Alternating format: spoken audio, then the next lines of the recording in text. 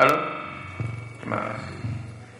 Pihak termohon mohon maaf, ada nggak yang baru datang hari ini sidang di antara yang hadir? Ya, ini betul-betul setback ya. Setback itu betul-betul riset dari nol, gitu. Jadi jawaban Bapak itu betul-betul ahistorik secara proses sidang. Karena kita sudah panjang sekali, proses dialektikanya sudah panjang sekali, terus tiba-tiba datang riset lagi dari awal. Jadi Bapak Mandela ini yang KTP-nya di depan ya, Bapak Mandela Credo Ignatius ya.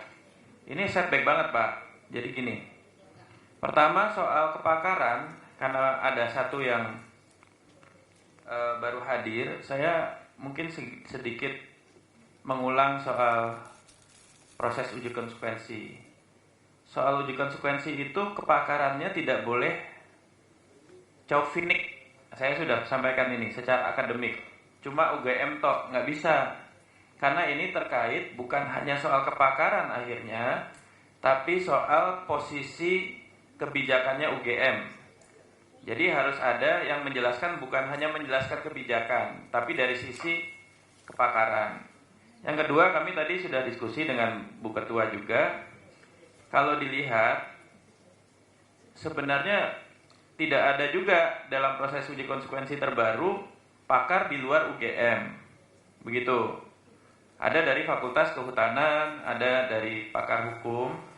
Dan Ibu Bapak sekalian, mungkin yang hadir di sini, soal keterbukaan informasi publik itu rumpun keilmuan dan kompetensinya itu lebih muda dari usia lembaganya. Berbeda dengan hukum. Hukum itu usia pakar dan rumpun keilmuannya lebih tua dari usia lembaganya hadir. Misalnya lembaga-lembaga hukum hadir di negara bangsa, itu pasti usianya lebih muda daripada usia rumpun keilmuannya. Keterbukaan informasi publik itulah lembaganya lahir, karena setiap negara bangsa itu lembaganya, mazhab keterbukaan informasi publiknya juga beda-beda berdasarkan undang-undangnya, berita acaranya juga berbeda. Yang kita tidak temukan adalah pakar keterbukaan informasi publik.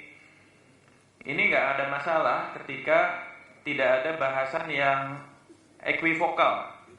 Ya, kalau bahasannya umum-umum tok nggak ada masalah. Tapi ini tema yang equivokal yang sangat tinggi, sensitivitas pro kontranya, butuh ada pakar keterbukaan informasi publik. Itu aja. Jadi maksudnya kalau misalnya semakin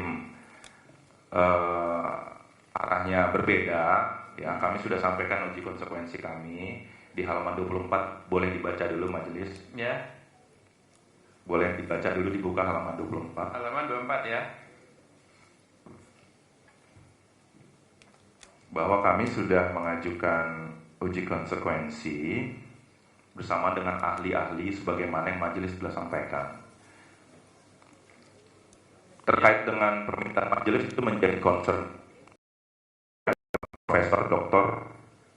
Mahi Hikmat. Beliau adalah guru besar komunikasi politik di Ya, makanya saya bilang, nih ya, saya ngerti.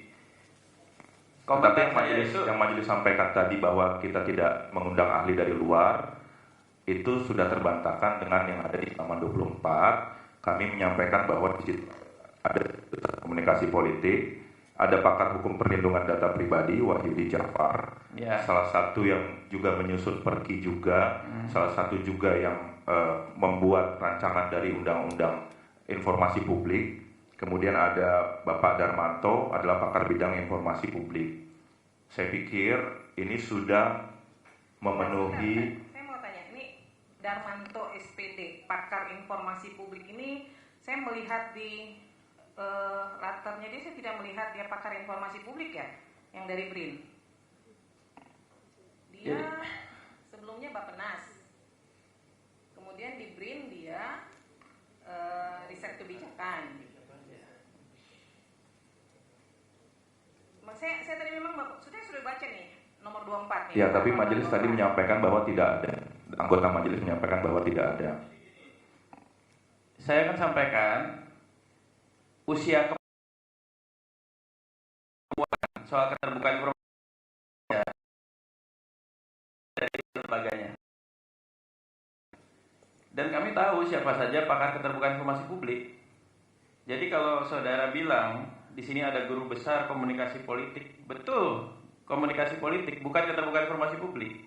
Tadi Ibu Ketua juga menyambung sedikit bidang informasi publik. Kita juga tahu mana pakar mana bukan. Jadi kita betul-betul ingin melihat sebenarnya aspek keterbukaan informasi publiknya sehingga dia balance dengan perlindungan data pribadi sehingga tidak setback. Ini panjang sekali prosesnya. Saudara baru hadir di sini dan ini jadi riset. Ada beberapa logika yang mungkin secara histori juga saudara tidak ikuti gitu. Majelis, saya sudah ada di surat kuasa dari sebelumnya dan persidangan sebelumnya saya sudah mengikuti bahwa yang hadir di sini adalah tim kami. Kalau itu dari segi logika kuasa dan undang-undang juga sudah diperbolehkan, artinya tidak ada setback ke belakang. Saya mengikuti setiap kata per kata yang majelis juga sampaikan dalam persidangan. Berarti yang setback bukan historinya, yang setback itu argumennya. Ya, itu apa yang bisa majelis sampaikan. Tetapi yang dimintakan adalah uji konsekuensi dengan ahli di luar dari kepakaran UGM sudah kami terapkan. Sehingga menurut dengan undang-undang dan aturan kami telah comply.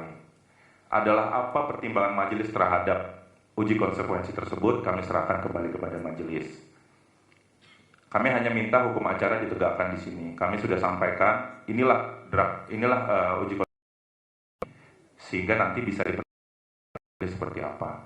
Tetapi saya rasa ranah permohonan ini bukan ranahnya untuk membolak-balik uji konsekuensi dari UGM punya. Karena di dalam aturan juga uji konsekuensi itulah adalah hak kita. Apapun yang ada di dalamnya, kepakaran siapapun yang ada di dalamnya, itu adalah pertimbangan dari UGM. Ya, jadi gini, uji konsekuensi itu kan munculnya dari majelis, permintaannya. Kenapa ada permintaan uji konsekuensi ulang waktu itu? Karena ada fakta persidangan, ada dialektika yang ada di fakta persidangan. Kalau tidak menjadi pertimbangan apa yang jadi fakta persidangan dialektikanya, untuk apa ada uji konsekuensi ulang? Gitu loh. Jadi uji konsekuensi ulang itu bukan tanpa preteks sebelumnya. Dia ada dialektika sebelumnya. Dan itu sudah ada proses terbuka dan tertutupnya. Saya rasa kita pernah ada proses tertutupnya ya. Kita udah ada diskusinya nih.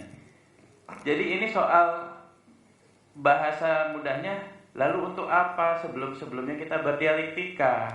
Bahkan kita menghormati majelis itu, menghormati karena ada dialektika tertutupnya. Ada hal-hal yang kita hormati marwahnya ya. Ada pikiran-pikiran yang kita jaga juga.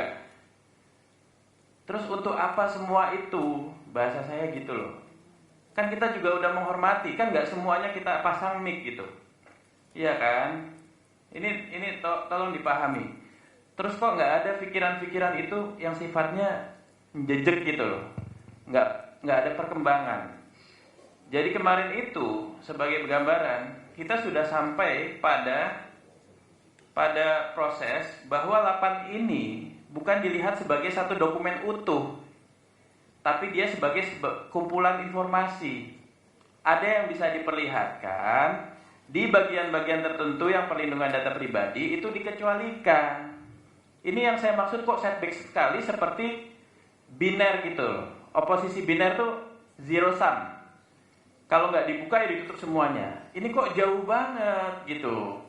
Dan pakar-pakar nyun sewu ya. Nyun sewu banget, nyun ngapunten.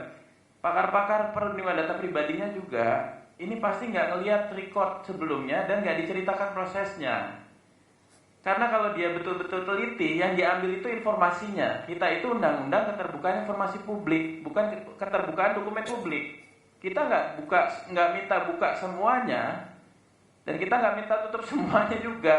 Ini kok jadi kan tingkat kerumitan ya, kompleksitas kebijakan itu yang kita cari gitu loh.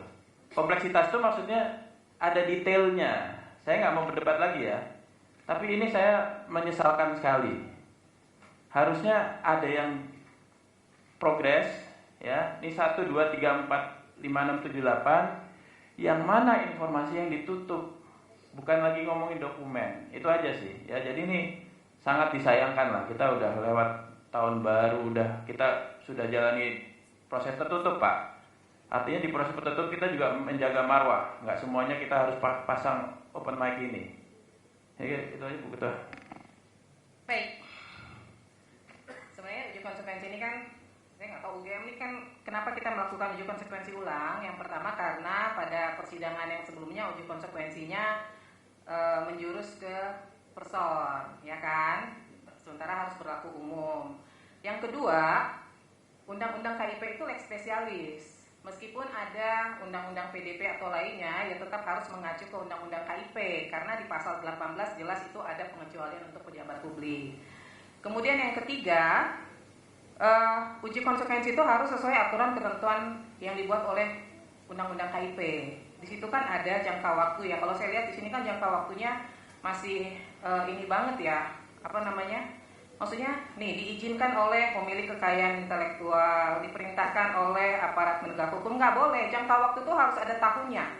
Karena terkait rahasia negara saja hanya disimpan 30 tahun. Nah ini akan disimpan berapa lama begitu loh. Itu harus ada batasannya. Nggak bisa badan publik terus semena-mena melakukan uji konsekuensi. Bahwa itu diberikan kebebasan kepada badan publik, iya.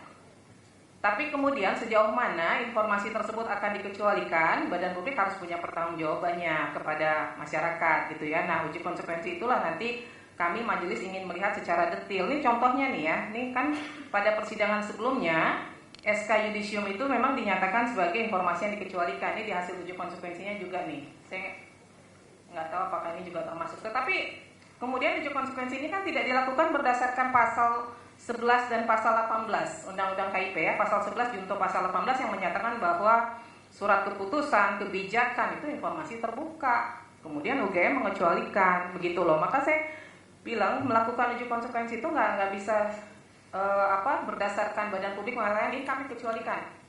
Dasar hukumnya apa begitu? Karena di pasal 11 kan surat keputusan kebijakan itu informasi terbuka loh begitu. Nah apa dasarnya? Makanya saya dari tadi mencari nih apa sih dasarnya kemudian itu dikecualikan, sementara undang-undang KIP sendiri menyatakan itu terbuka begitu loh ya.